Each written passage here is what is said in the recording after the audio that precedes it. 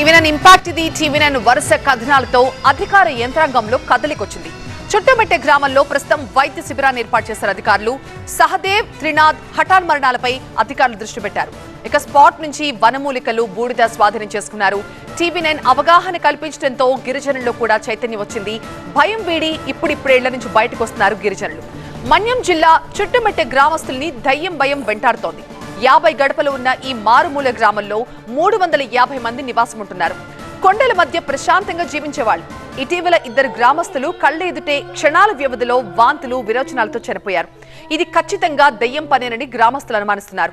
ఈ నెల 19న 3 మహిళలు సమీపంలోని అడవిలోకి కట్టెల కోసం వెళ్లారు. ఆ సమయంలో అకస్మాత్తుగా పెద్ద శబ్దం వచ్చిందట.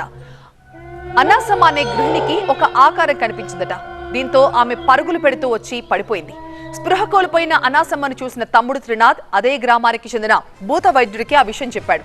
అతడు మంత్రోచ్చారణ చేస్తూ విభూతి చల్లి ఒక్కసారిగా కుప్పకూలి వాంతులు, విరోచనాలతో మృతి చెందాడు.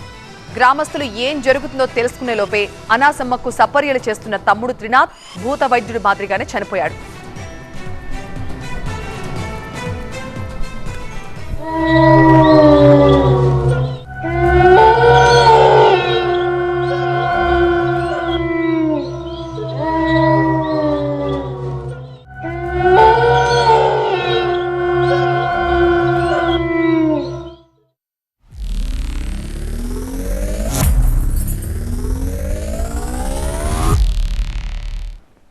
దయ్యం భయంతో ఇళ్లకే పరిమితమైపోయారు అడవి బిడ్డలంతా. ఊరి పొలిమేర దాటేందుకు కూడా సాహసించడం లేదు గ్రామస్తులు.